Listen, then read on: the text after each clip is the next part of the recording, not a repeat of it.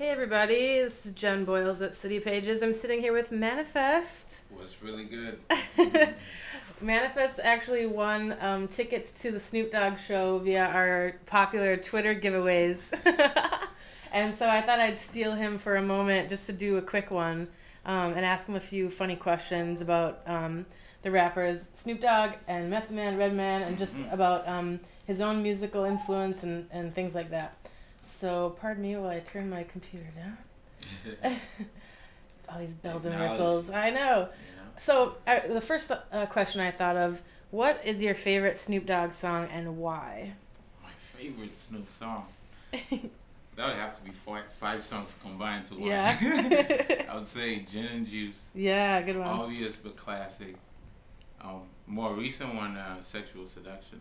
You like that one? I thought it was great. It's too catchy. Definitely, it had a Snoop in the new and sophisticated fashion. Yeah. Poppy almost. I would say Drop It Like It's Hot. Some very obvious choices, but I think that personifies Snoop all these songs because he's smooth. He's got that little I'm so cool, everybody wants to hang out with me kind of vibe, you know. I love the video for Drop It Like It's Hot because it's just black and white and him doing his little shuffle, and it's just still cool. So I think that's a good choice. Yeah.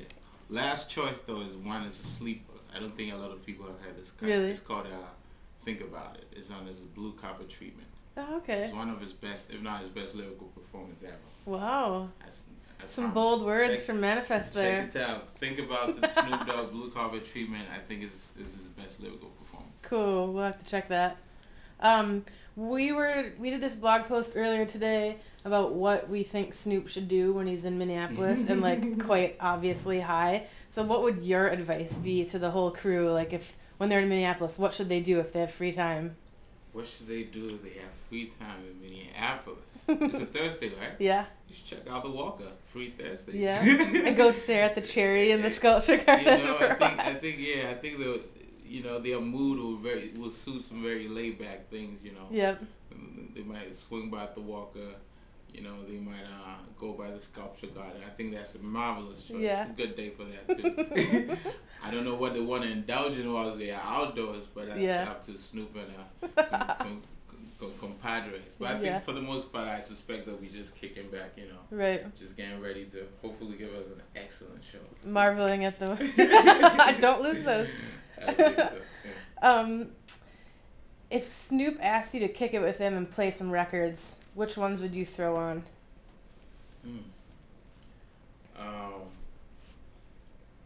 Wow. Released or unreleased records of mine. You mean any? Any record, any CD, records. any music, whatever. I was speaking generally, but I think Snoop is a soulful cat. Yeah. He likes that old funk. I'll throw in some Parliament Funkadelic. Nice, that's a good one. Definitely would. My favorite P-Funk song is called Maggot Brain. So. Maggot Brain. Yeah, you should check that out. Cool. It's ill. The live version is probably ill. I'll throw in that. I definitely go for some Curtis Mayfield. Then I'll throw in some Hugh Masekela, you know, give him some African jazzy soulful thing to mix it up. Yep. You know, and then of course some Prince, you know, he's in this town, so we have to throw in some Prince just to, you know, for good measure. You think he likes Prince? Oh, he probably loves Prince. Yeah. I mean, Prince has got flavor. I can't imagine there's any hip hop artist of any kind of quality or high standing that does not like Prince. You know? Yeah. Some people say that weed and hip hop go hand in hand. What's your opinion on that? Are those people drug dealers? I just always run into dudes who are like, yeah, man, hip hop, and then they're always big smokers. But I'm just wondering if you have a thought. I think music in general has been deeply associated with like a higher experience.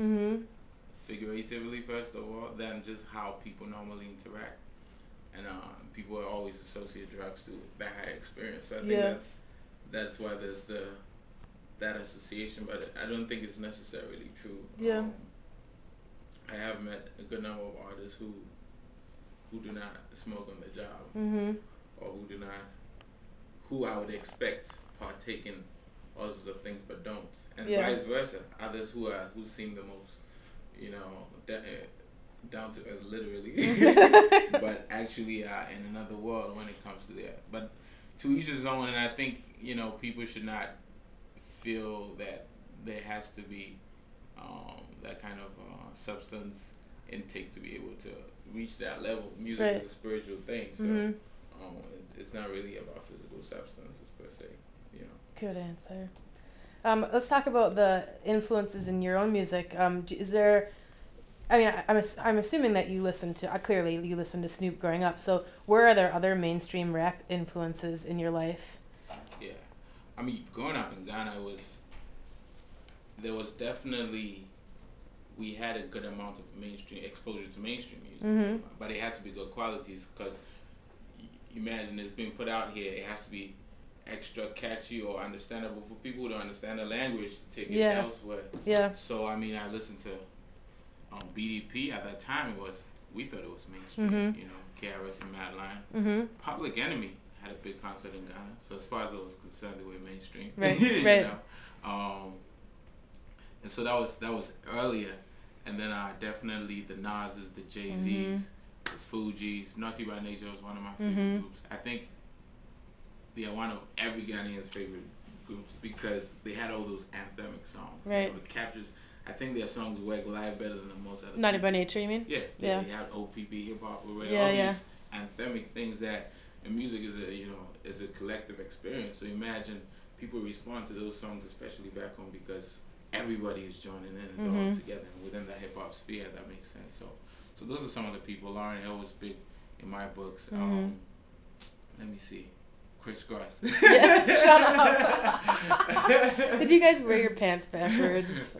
I didn't do that in public. Yeah. Thankfully. Just at home. just you know, just in my little space once or twice, just to see how it felt. But yeah, so it was a myriad of them. I mean, in terms of hip hop at least, but we had a sort of a warped conception of what was mainstream. So long as we heard it and people had it, we thought it was mainstream. Yeah, because it had to be been to get to you guys. Yeah, exactly. So and you know, you don't have MTV to validate that it's mainstream for you. There's no Billboard charts. Yeah. You know, if you're fortunate, you get a cousin that sends you a taping of MTV or something. You know? So yeah, those are some of the names. Cool. Well, as long as we have you here, we're gonna wrap it up. But tell us a little bit about the new album that's coming out on the 20th.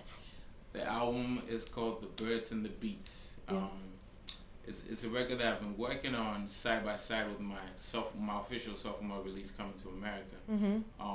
It has 14 original material and 2 sort of remakes or reinterpretations.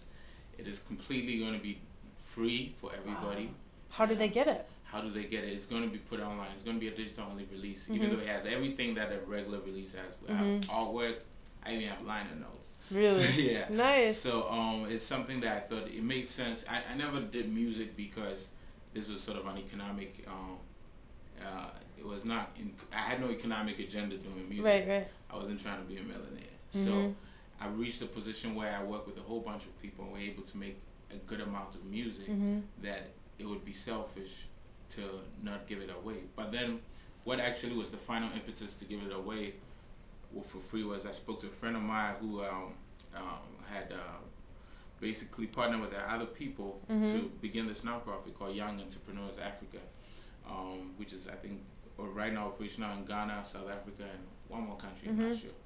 And they've put all their personal finances into this wonderful organization that is not trying to give people fish, but to teach them to fish, which is what the continent needs most. Right. So I said, well, I mean, this is a great idea that you guys are doing. You guys need support to try and draw attention, to try and get funds for what you're doing. So I'll put this album out for free, but then at the same time, it will be an opportunity to tell people about what you're doing, and if they're interested, hopefully they can donate. So if you do like the music, it's free for you, but consider giving some money to this nonprofit, Young Entrepreneurs Africa. online.org. I'm not too sure, but I'll check it. It's on the City Pages website too. We'll have a link up as well. So it comes out November 20th, which is my birthday as well. Cool. Scorpio child. I was just gonna ask. So I thought it was appropriate. I mean, I've got a lot of love from people for doing music. I have other albums already finished, so it makes sense to be able to put it out there and give people something that they can run with and enjoy Right. until the next stuff comes.